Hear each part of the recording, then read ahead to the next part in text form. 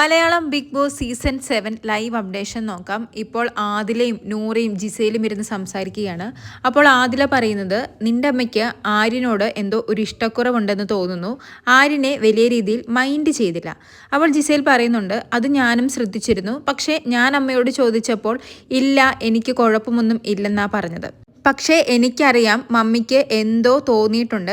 കാരണം ബാക്കി ഇവിടെയുള്ള എല്ലാവരെയും മമ്മി ഹഗ് ചെയ്തു, ആര്യനെ മാത്രം ഹഗ് ചെയ്തില്ല. അപ്പോൾ ആദില പറയുന്നത്, ചിലപ്പോൾ ബിഗ് ബോസ് പറഞ്ഞിട്ടുണ്ടല്ലോ പുറത്തെ കാര്യങ്ങളൊന്നും പറയരുതെന്ന്.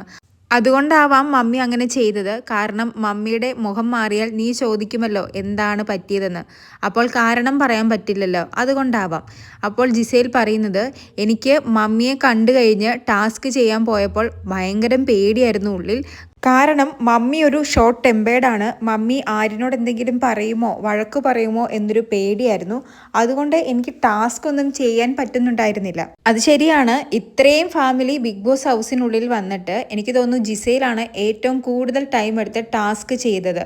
കൂടാതെ ടാസ്ക് ചെയ്യുന്ന ടൈമിലും ക്യാമറയെ നോക്കി പറയുന്നുണ്ടായിരുന്നു, മമ്മി അവിടെ വഴക്കൊന്നും ഉണ്ടാക്കരുത് എന്ന്. പക്ഷേ ജിസയിലിൻ്റെ ഉള്ളിൽ ഇതായിരുന്നു എന്ന് ഇപ്പോഴാണ് ആദിലയോട് പറയുന്നത്.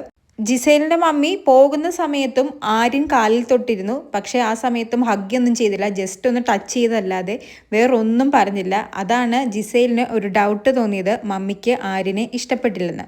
എന്തായാലും ആ ഒരു ടെൻഷൻ ജിസേലിനുണ്ടായിരുന്നു. പക്ഷേ മമ്മി ആര്യനോടൊന്നും പറഞ്ഞില്ല. പക്ഷേ ജിസേലിൻ്റെ മമ്മി പോയതിന് ശേഷം ജിസേൽ വളരെ മൂഡ് ഓഫ് ആണ്. കാരണം മമ്മിയും പറഞ്ഞു നീ ഗെയിം കളിക്കുന്നില്ലെന്ന്. ആ ഒരു ടെൻഷൻ ആവാം.